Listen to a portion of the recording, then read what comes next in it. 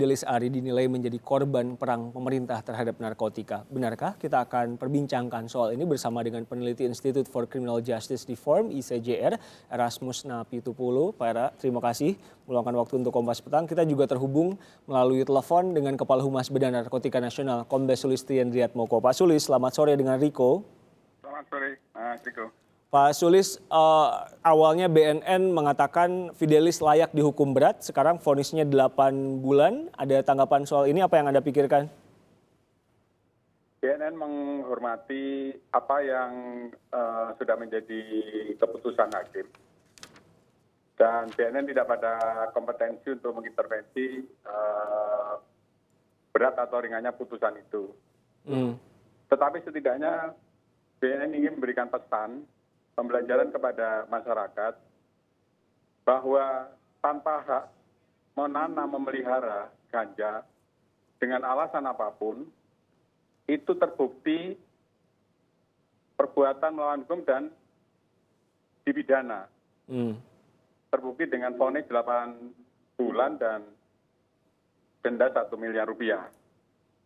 Artinya kalau dia mempunyai dalih untuk pengobatan dan seterusnya, hakim dengan bijak menilai itu. Bahwa kenyataannya secara hukum positif di Indonesia, ganja untuk obat itu tidak ada dasar hukumnya. Gitu.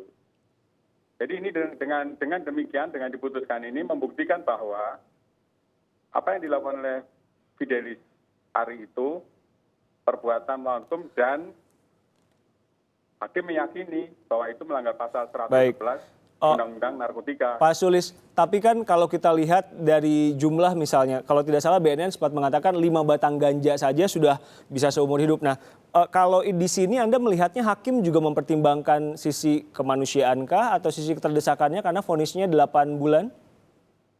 Bisa jadi hakim mempertimbangkan itu.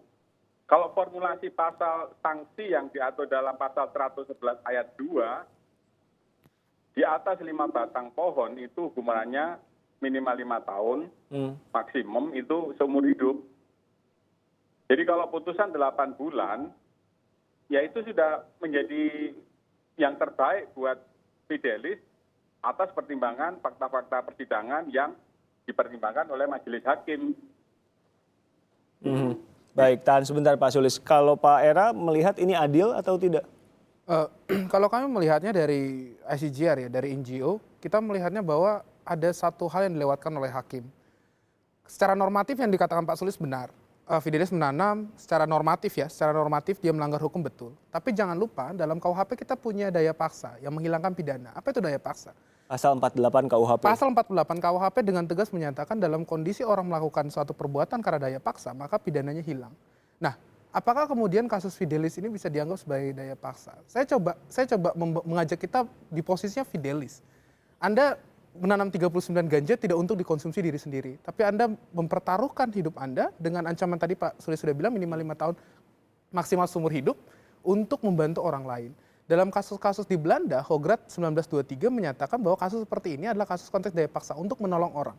Keadaan darurat di mana orang harus dalam kondisi kebatinan yang sangat genting itu membantu orang lain. Fidelis tidak hanya membantu orang lain, dia membantu istrinya. Dalam struktur hukum pidana kita KUHP, hubungan darah itu adalah hubungan yang sangat penting. Banyak sekali pidana-pidana yang hilang karena adanya hubungan darah. Saya beri contoh misalnya dalam konteks penyidikan. Ketika Anda menyembunyikan informasi tentang saudara Anda yang merupakan tersangka terdakwa, Anda nggak bisa divonis, Mas. Karena apa? Alasannya hubungan darah. Di pengadilan Anda nggak bisa menjadi saksi kalau Anda punya hubungan darah dengan terdakwa. Alasannya apa? Karena alasannya kebatinan yang sangat tinggi. Fidelis itu bukan orang di pinggir jalan. Dia bukan orang yang ketemu dengan pasien ganja ini yang jadi istrinya ini di pasar. Tidak. Dia tidak ketemu kemarin di pelabuhan. Dia adalah suaminya. Mereka diikat dalam perjanjian suami istri dalam konteks kebatinan yang sangat tinggi. Kalau kita mau baca undang-undang bolak-balik normatif ya benar. Yang ingin Anda katakan harusnya bebas gitu? Bagi kami harusnya lepas. Karena ada alasan pembenar untuk kemudian Fidelis melakukan halnya. Setidak-tidaknya ada alasan pemaaf. Pak Sulis, gimana menjawab argumen itu? Saya tidak mau berdebat dalam hal ini. Yang menjadi prinsip BNN adalah hukum positif yang berlaku di Indonesia. Tadi yang dikemukakan itu hanya teori-teori yang memang debatable dari bisa diperdebatkan. Sejauh mana itu memenuhi unsur daya paksa, itu masih sangat debatable. Gitu. Coba kita kembalikan kepada hukum positif normatifnya lah. Kalau hakim tidak mempertimbangkan bahwa itu suatu perbuatan yang melanggar hukum, sebagaimana diatur dalam pasal 11, mungkin akan dibebaskan. Gitu. Daya paksa itu masih sangat debatable lah. Apakah dia benar-benar dalam kondisi daya paksa yang seperti apakah, dengan kondisi istrinya itu seperti itu, apa bisa diinterpretasikan bahwa itu membuat dia harus melakukan sebagaimana dimaksud dalam daya paksa, sehingga itu tidak bisa dihukum, itu sangat debatable. Kembali kita kepada vonis lah. Pasti hakim juga mempertimbangkan apa yang menjadi pledoinya dari kuasa hukum dari Fidelis. Gitu. Ya, bagi saya masalah apakah itu debatable atau tidak itu saya rasa alasan kita diskusi pada sore hari ini dan yang menunjukkan bahwa ketika hakim menerobos aturan undang-undang, ini undang-undangnya tadi Pak Sulis sudah katakan ancaman pidana minimalnya 5 tahun, hakim menerobos 5 tahun. Apakah itu alasan normatif?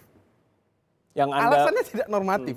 Jadi ketika Pak Sulis yang mengatakan, Anda baca hakim ini adalah mempertimbangkan apa? Hakim mempertimbangkan alasan kemanusiaan, Mas. Jaksa mempertimbangkan alasan kemanusiaan. Satu-satunya ketentuan dalam surat edaran Mahkamah Agung misalnya mengatakan bahwa hakim boleh memutus di bawah 2 tahun, di bawah pidana minimum apabila ditemukan alasan-alasan kuat untuk menjatuhkan pidana minimum. Surat edaran Mahkamah Agung, bukan dalam konteks undang-undang. Jadi kalau tadi saya ikutin alur pikirnya Pak Sulis mengatakan bahwa kita bicara dalam tataran normatif, harusnya Pak Sulis dalam titik itu juga mengkritik putusan hakim. Karena apa hakim? Anda nggak takut nanti ada presiden bahwa oh ini untuk pengobatan, dikatakan pengobatan, jadi ya nggak apa-apa gitu? Bagi kami adalah presidennya ketika hakim berani, begitu ya. Saya harus disclaimer dulu. Yang pertama adalah kami menerima putusan hakim. Apapun putusan hakim kita terima. Sebagai warga negara yang baik kita harus terima. Tapi kami mendorong bahwa harusnya hakim melihat dalam konteks di luar penegakan hukum. Karena apa? Begini, yang jadi presiden itu bukan orang menanam ganja. Jangan salah, bukan itu. Yang menjadi presiden adalah ketika Anda melakukan sesuatu karena konteks daya paksa. Dan kalaupun Pak Sulis mengatakan tapi memiliki ganja dan menanam ganja juga salah dong?